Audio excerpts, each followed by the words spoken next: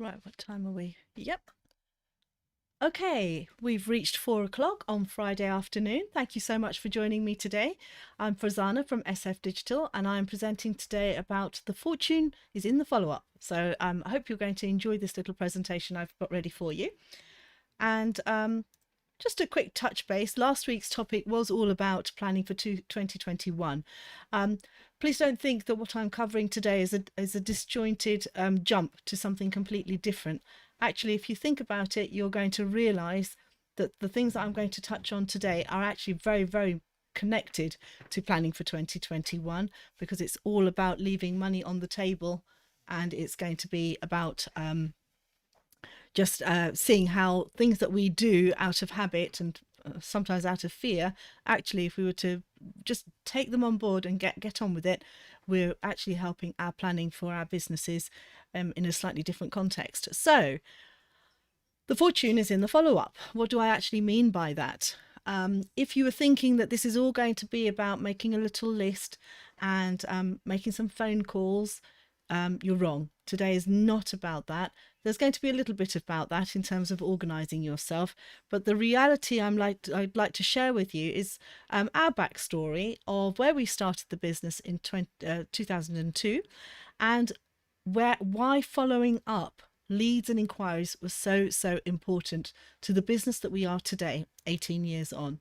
So, for example, I've just made a very quick list here. Horse shows. Now, just to go back a little bit, if you will indulge me, into the history of our business. This business was started in 2002. I used to have a very corporate job in central London, working in the print industry, and I used to do regularly 120 hours plus, not counting what I used to do driving to and from London from my mobile phone. And yes, 2002, we definitely had car phones and mobile phones on the go. Now, there was no way with two young children and a newborn baby, basically, that I could possibly go back to that career and that job. And so needed to start another business. And that business was this business, SF Digital, which started off as a photography business. Now, we knew that we were going to be working in the event industry side of this business, which was to be printing pictures on site. But we didn't actually have a client base. We didn't have any customers. We'd not really tried this before. It was a complete leap of faith.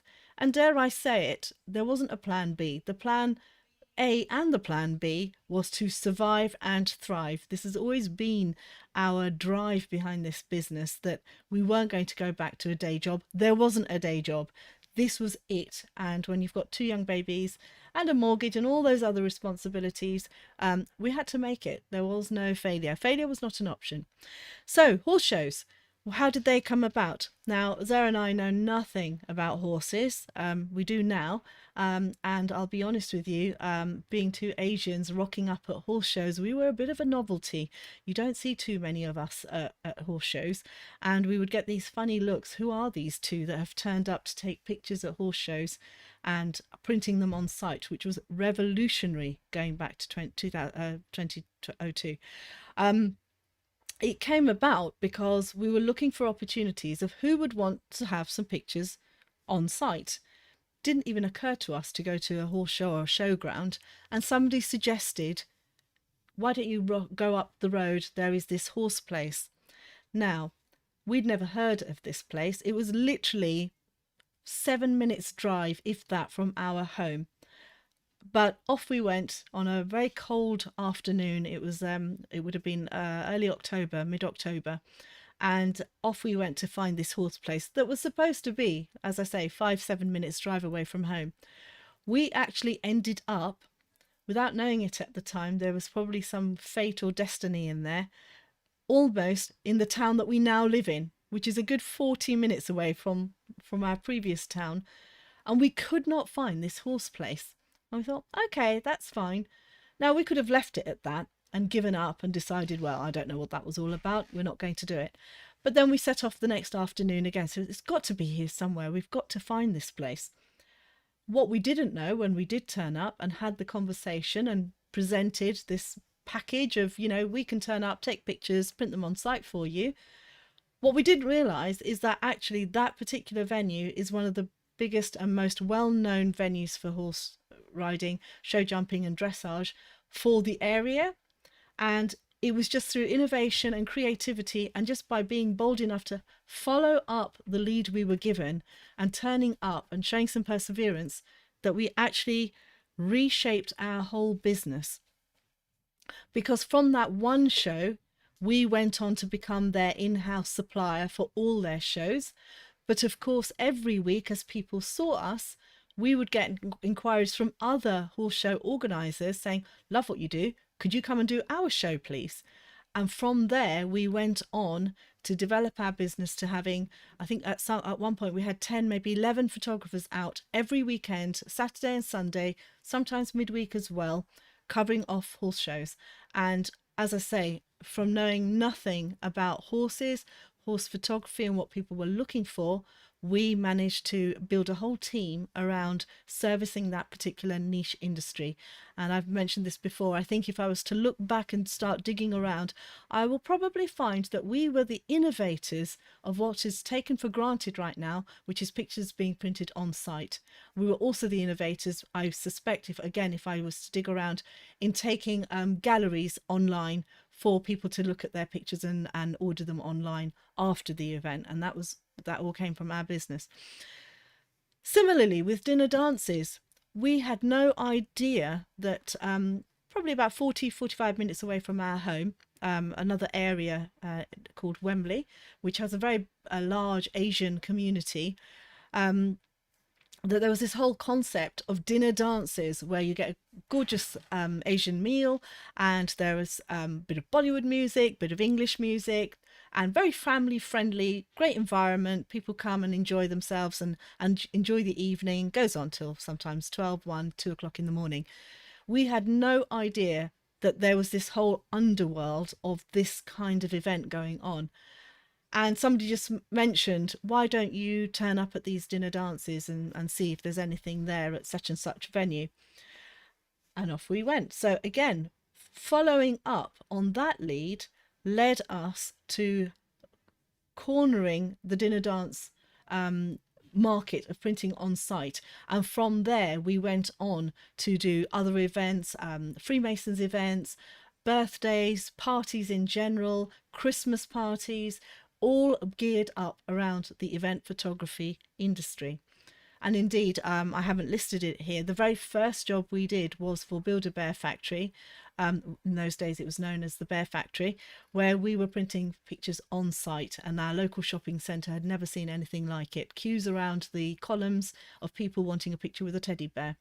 Sounds odd to hear that now, because we are all very used to going to theme parks and having on-site photographs done.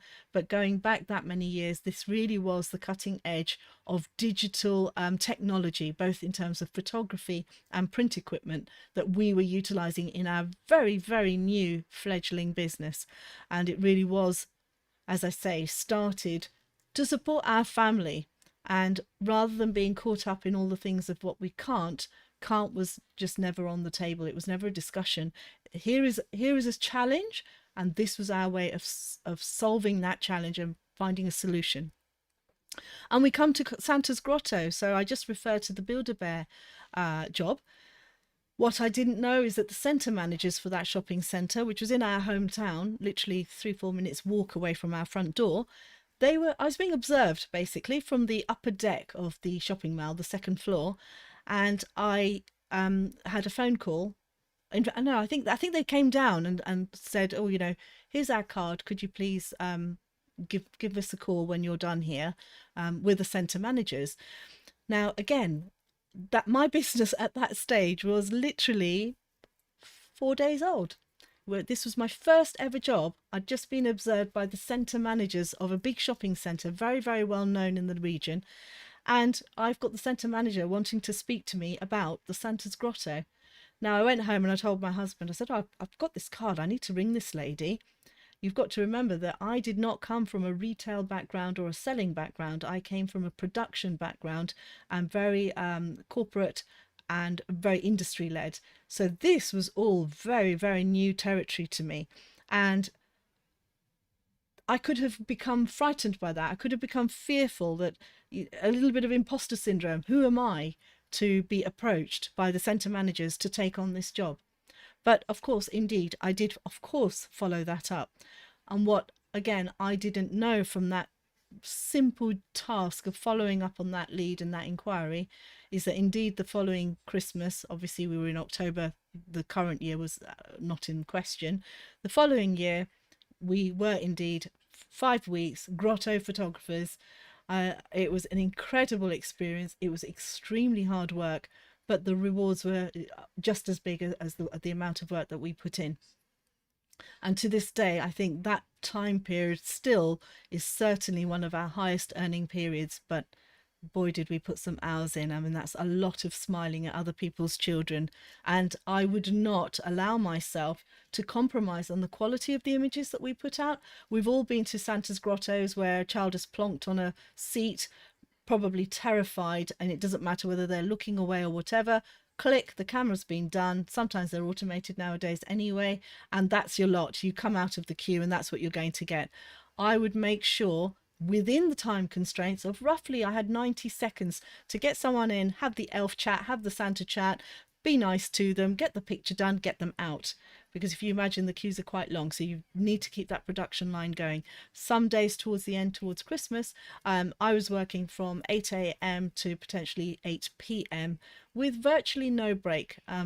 That's the kind of machine I am, quite determined, quite resilient, and just get into the rhythm and do the job. And it was, like I say, extremely hard work, but hugely rewarding too. So 3 examples there of following up. And yes, there were phone calls involved, but that is not what we are here to talk about. So just following on a little bit further along, not that much further along, bearing in mind we started the business in 2002. Within 2-3 years, we then were working with Nikon. I think I touched on this story a couple of weeks ago, where we were using the camera technology known as wireless flash technology to do with flash heads that are synced to your camera and can be positioned anywhere to create your lighting setup. We were using that quite creatively, particularly those dinner dances that I just referred to, but also other areas for creative lighting that meant that we could shoot weddings, sports events, anything we wanted in any situation. And somehow along this journey, and bearing in mind the internet was not the sophisticated beast that it is today, not so easy in those days to Google things and just find what you're looking for, somehow Nikon had spotted us, Nikon UK. And again, we get this email from the then CEO, UK manager, wanting to contact us about how we're using wireless flash technology, and could we give them a call please, or contact them back because they would like to run a case study on our work. And I remember this still, and Azare said to me, I've had this email, looks a bit dodgy and a bit of a scam to me, I'm not sure what it's about, why would Nikon be contacting us? I said, don't be silly, you don't know what that is, so get onto it, send the reply and do what you need to do.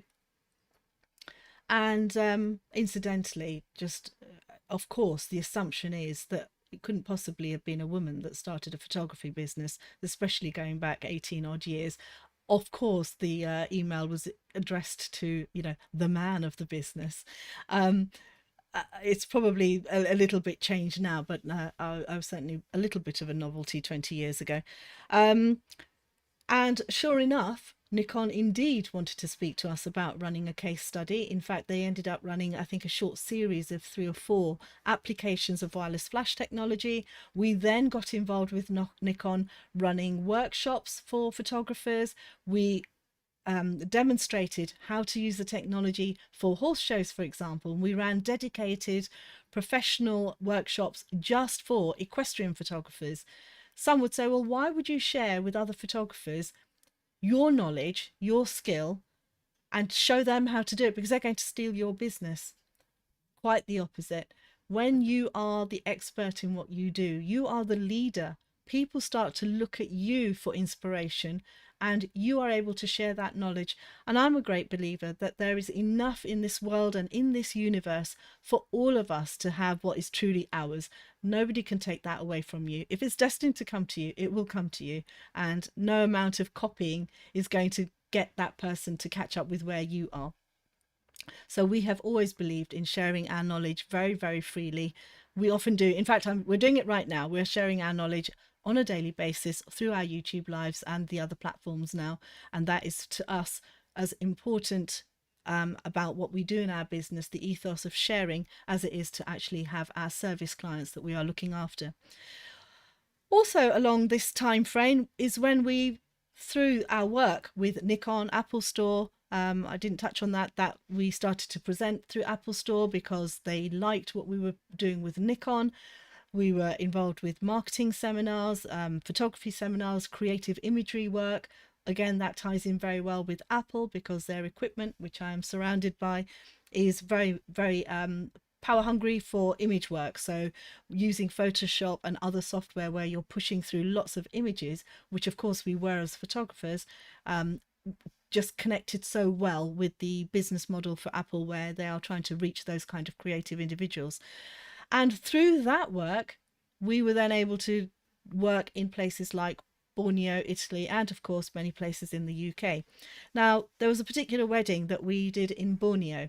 And again, this is another example of being creative in your follow-ups.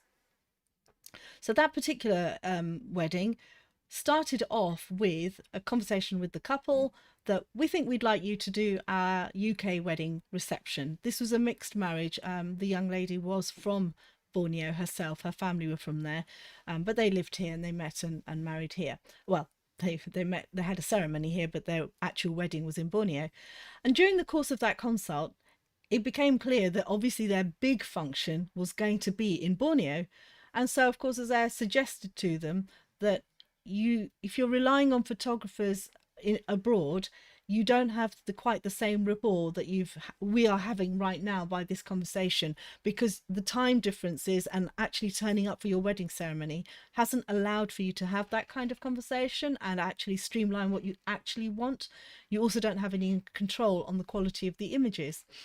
And so the couple, and as I just suggested, well, the alternative is that I can actually come and look after your wedding requirements in Borneo, but also tie that in with your UK ceremony so that all the images match and the creativity that you're seeing and falling in love with could be consistent across both your venues rather than relying on whatever might be happening in Borneo. And hence that wedding came along from that particular angle. We also worked similarly on a wedding at the Ice Hotel in Sweden, and of course Italy and a couple of other destinations. And then more recently, Oliver Wyman Headshots. Now this is a large management consultancy, a US-based management consultancy with people dotted around the world, and I'm talking many thousands of people. So their London offices at that time, I think there were around 700-800 people, possibly a little bit more. And a conversation, a friend of a friend was looking for somebody to have corporate headshots done, and it was just a passing comment. So I did suggest, look, would you mind putting me in touch, please? Because I know we can do this, and we could service this if you don't mind. And I didn't hear anything initially, so I thought, well, it's worth another ask, because I haven't had a no yet that it's already been sorted or anything like that. Let me see if I can get a conversation with somebody going. Sure enough, eventually I found the right person who was commissioning this work, who had no idea of how headshots actually work. This is often the case in the headshot world. It's normally dumped on either a secretary or somebody in HR. Find someone to do the headshots. They don't actually know what they're commissioning. But if you're good as a photographer at what you are doing, it's not just about taking the photos. It's about the whole system of how you're going to manage that project. As soon as you are able to have that conversation, that knowledge comes across, and you can then hopefully win the client, which is exactly what happened with Oliver Wyman. That job, which I thought was just going to be a few headshots, ended up being a 6-week program in year one, where I had to cover all 700, 800 staff members. The busiest days I was doing 70 headshots a day, and some of the lesser days, the quiet days, were actually still at 50 odd headshots a day.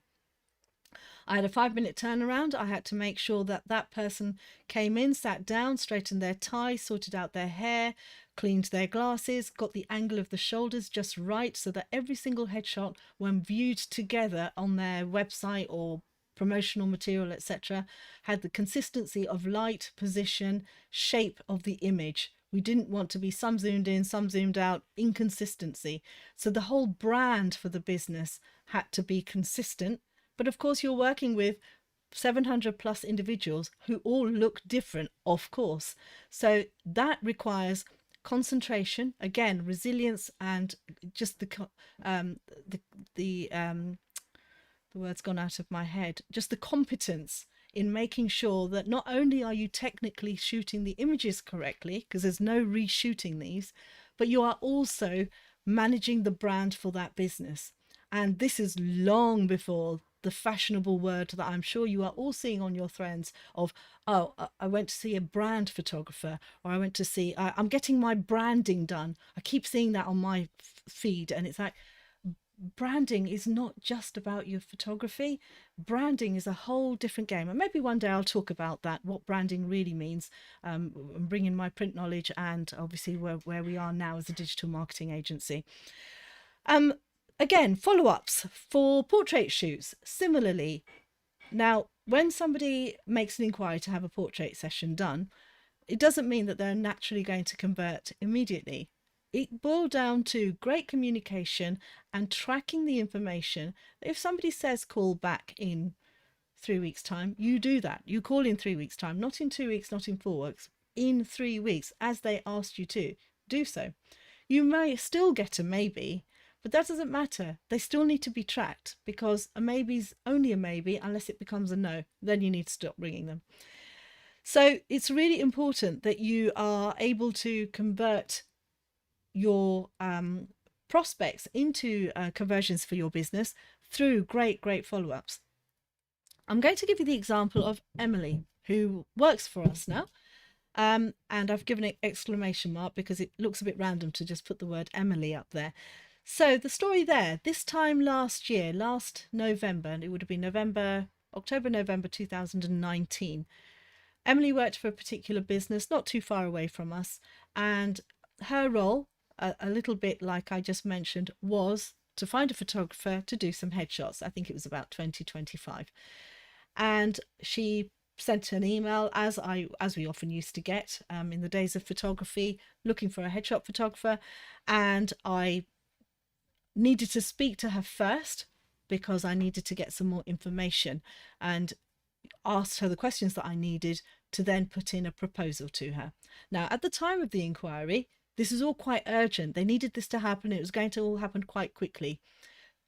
Often, the more urgent somebody says it is, in reality, it ends up dragging for whatever the reasons, because the managers can't make their minds up and they can't schedule everybody in. But our job is to react to what we're being told. So the proposal went in, and then I didn't hear anything. Now, the doubter would think, well, hang on a minute. It was really urgent. Haven't heard from this lady. Oh, well, I'll put a call in. Now, we all know that we will often be met by either a gatekeeper, a voicemail, or no reply back. And indeed, initially, that's what I had with Emily. I couldn't get through, left a message with a colleague. Then it's always a little bit icky. Do you ring again because you had the colleague, or are you going to alienate the client? So you leave it a couple of days. And that is a sixth sense. You've got to gauge and read between the lines what's really happening. Eventually, I did get hold of Emily, and she booked us. It was a done deal. I said, can I just ask Emily, can I ask your reason for booking us? She said, well, because you're the only one that bothered to send in a proposal, and indeed bothered to phone and check what's actually happened, because I've just been really busy. I've been meaning to do it, but it just hasn't happened. And often in businesses, we make the assumption that we are going to get rejected. It's not that. Put yourself in the other person's shoes and realize they might have year end going on. They might have some staff changes going on. They might not be able to coordinate diaries. There might be people coming in from abroad, from other teams, or whatever it may be. So never make that assumption that it's you. It could just be them. So it's a case of it's not me, it's you. And so here we are with Emily, just to close off the Emily story. Now, we won that job. We did the headshots. Emily didn't really get an inkling of what SF Digital was really about, and nor was I there to do that. I wasn't there to promote the other side of the business. The topic came up that we do website builds and we do Google ads, etc., but it wasn't why we were there. And for whatever the reason, Emily and I connected, I think, on Facebook or whatever it was. And then earlier this year, I see a message to say that Emily is clearing out her desk because she's been a casualty of COVID redundancies. And I was actually very, very shocked, because I knew from a couple of meetings doing the headshots that I liked Emily and I rated her abilities. I've seen a lot of people over the years, and there aren't many Emilys around. She may well be watching, and she's probably feeling very embarrassed right now, but it is true. And so as soon as I saw this message that she's clearing out her desk, I thought I'll just private message her and say, we weren't thinking on these lines, but we might have something that's a bit of a tide over, even if it's not the bigger picture of what you're thinking for yourself. But give me a call and we'll see where we end up. Indeed, we have the conversation, and here we are today. I am so pleased. I'm so pleased that Emily got made redundant, because now Emily is working with us, and I'm hoping that she's really enjoying that journey. She's joined us at a great time where our teams are rapidly expanding, and her skill set and talent just fits in with what we're trying to do, and we're really enjoying working with her. And shout out to all my team, but Emily's story of how we connected is a little bit different to the others, and like I say, we're really pleased she's with us. So how do you get to the big wins? It's very easy, by focusing on the little ones first, because until we put those small stages in place, those big wins, the Nikon, the Apple Store, the Grotto, whatever it may be, they only happen because every small conversation was followed up. Some of the horse shows that we worked on were literally, for going back especially 20 odd years now, were, for us as a young startup business, quite significant amounts of money. I mean, to us, where we were at that time, this is very honest, we were in a hard place, financially and in some other ways too. And to come home, after doing long, hard work, I'm not saying it was easy, getting up at the crack of dawn, putting on about 5 layers because it's really, really cold, and your fingers not working because it's so cold, and you've got to operate a camera or a laptop. They were hard days. I'm not saying it was easy, but when you come home and count out the cash and it's £1,000, £1,500 from a day's work, it was rewarding. The motivation was there. But they were those small wins that eventually became a cornerstone of our business. The event photography industry was something we knew inside out. We knew exactly which jobs we were going to touch, which ones were not our bag, because you learn to ask the right questions when you get that booking inquiry. So drilling down into the detail of what is going on, where are your wins coming from, which are your clients, that's how you start to connect those dots to get to the bigger jobs. So how do you do that? So I've split this out into 2 rough areas. I'm just going to continue a little bit longer. I won't be too much longer. Personal attributes, self-assurance, your confidence. These are 2 factors. I think they're quite interrelated. That actually, if you're clear in what you are trying to achieve and what your objectives are for yourself and for your business, that really helps to decide that, yes, I can do this. So I said deliberately that I'm not talking about how you pick up the phone. It's not about that. But if you are clear, as I was with, let's, for example, say Grotto, what I'm offering in my business, what I'm able to do, what are my limitations, and I'm honest with that, in that follow-up conversation, as we became booked immediately, there was no discussion. We were doing that Grotto photography. In fact, I even said to the lady, so are we 100% doing this? Because you do realize we are a small husband and wife team, and even if it is the biggest grotto in the local area, if anything happens to either of my 2 children, you will not be seeing me that day. I need that to be understood, because I will not put my children behind any amount of commercial work, and I need that to be really clear. Didn't happen, but I needed to be clear that, because that was really important to me. And it didn't matter that, yes, they were a big client and I would do everything in my power to make sure nothing suffered. Nothing did suffer. but equally it's having those boundaries, and that comes from your own self-assurance and confidence to be able to say that. It's very easy when we take on clients to roll over and begrudgingly get into ourselves sometimes into situations that we hadn't planned to do, but actually we have to be clear in what we're actually asking for. Motivation and dedication, again, these two I think again fall slightly hand in hand. My motivation is that this business that we have worked so hard for, the work hasn't stopped. Zara and I both work quite long hours. I'd like to think quite productive hours, because there is no glory in working long. It's about working smart. And for us, this week, for example, I've finished every night at 1 a.m, just gone 1 a.m. One night was 2 a.m. I'm still up in the morning and I've still got to do all my normal things and carry on as well. But I do that with great joy, actually, and happiness, because I know that the rewards are there. The rewards are already here. And it definitely isn't about the money. It's about the achievements and the people that we serve, the differences that we make through our work in their businesses, and I suppose ultimately in their lives.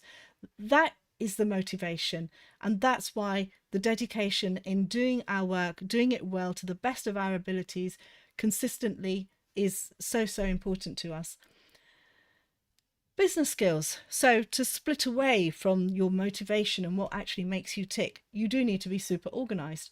Following things up, and as I've put in bold here, using systems to keep everything on track is almost the key to this success. Because as I said earlier, if somebody asks you to ring in a certain time, you need to do that, because they may have a very valid reason why they've asked you to do that. Just because they're not ready to convert doesn't mean you start to doubt yourself and get in a funny, fearful place that, oh, well, maybe I'm not winning the work and whatever.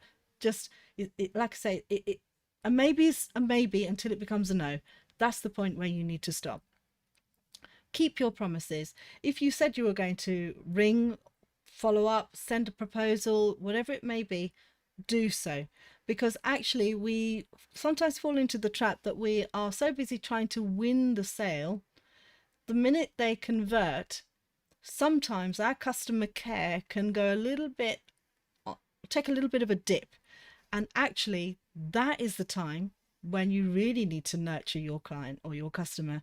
Give them the greatest possible experience that you can, because they've already converted to you. Now is your job to look after them. They have given you pay to do whatever you're going to deliver to them.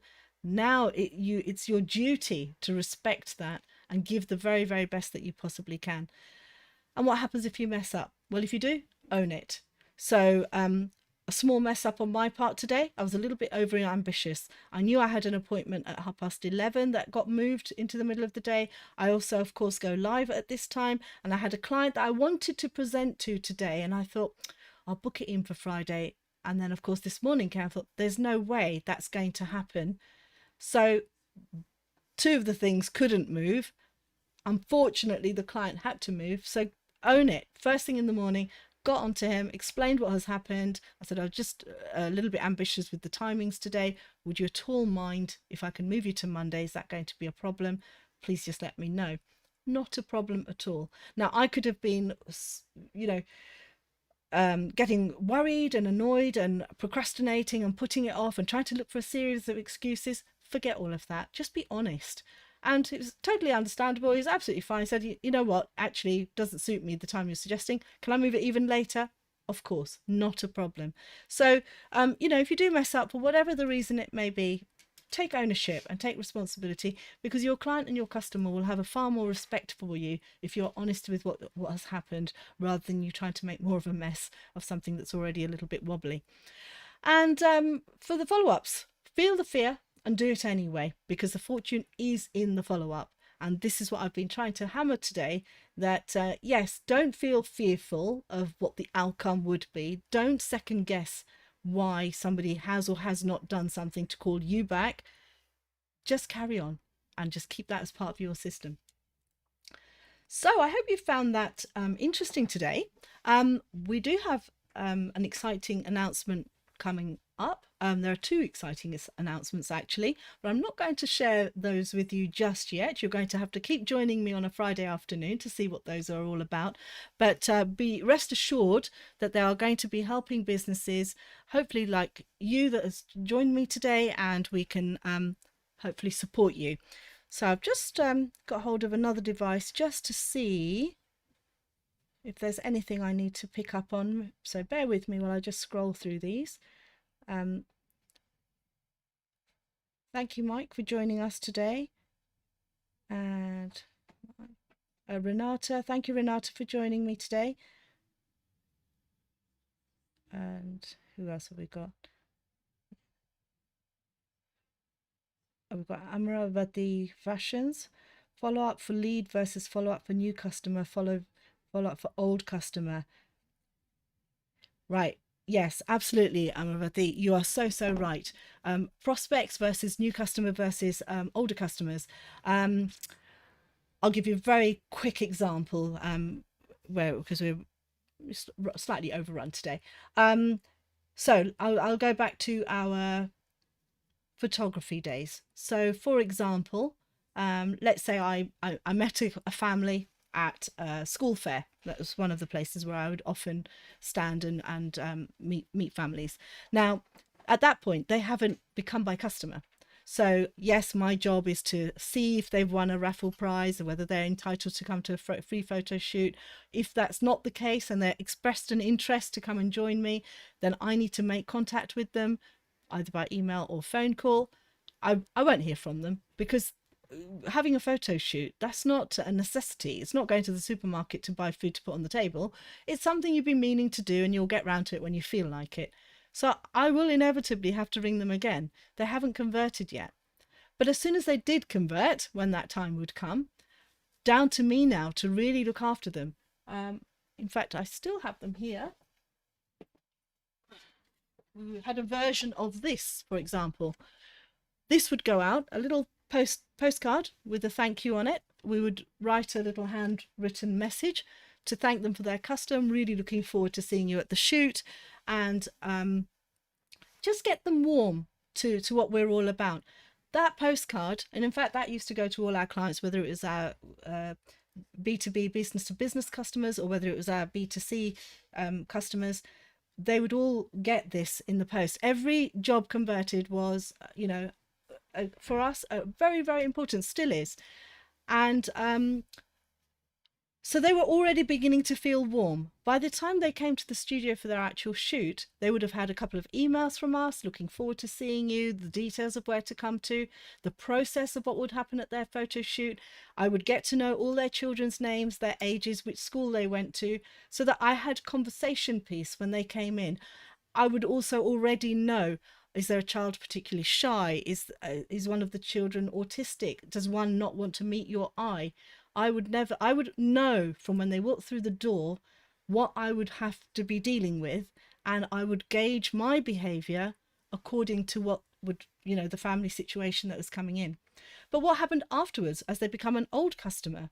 So that becomes our job. We're all very happy and evangelical when the job is done and they're thrilled with their photos. What happens 3 months on, 6 months on? That would be my job to make sure I still reach out. You baby, you had a newborn shoot. Would you like to do a sequence at 6 months and at 1 year so that you've got the whole baby's first year? These are the follow-up sequences that would also be a part of our journey of where we're looking after our clients. Or if you see that someone's got married and you discover that they're probably expecting, we're quite a small community, and if your contacting is really good, you should be able to nurture these relationships. They would end up coming back to us. Just a couple of weeks ago, I had an inquiry from a lady who came to us 4 or 5 years ago, said, can I come to you for a photo shoot? I was like, we actually stopped doing social photos 3 years ago now, so we can't, but I can happily recommend you. And she was so happy that I didn't just turn her away. I still engaged and had a conversation with her. So you're absolutely right. Nurturing your customers or soon to be customers is really, really important. And I think that is the last one. This one? Some tips for brand building. I've got a question here for some tips about brand building, please. Okay, so that is an actual whole topic in its own right. As I touched on earlier, brand building is not just about having a few pictures done to put on Instagram. And dare I say, a lot of female business owners think at the moment on Instagram, Facebook, it's about using a nice calligraphy font and using rose pink and putting some flowers on there, and they're going to promote their business. All you've done is prove that you are the same as every other business that's following the current fashion. Now, if you look at our own brand, we've stuck with the SF being in that logo style, hand-drawn font. That has become our ID, our icon, has been since I think 2004, possibly five, when as a new business we invested in a graphic designer sorting out our logo. The digital studios part has slightly changed over the years, but the SF part has stayed the same. The purple, again, we had a couple of evolutions of colors. We were new to business and we experimented with a couple of things. But this purple now, I think, has probably been with us at least 9, 10 years now, I would say. Probably about 9 years, I would say. And it's stuck.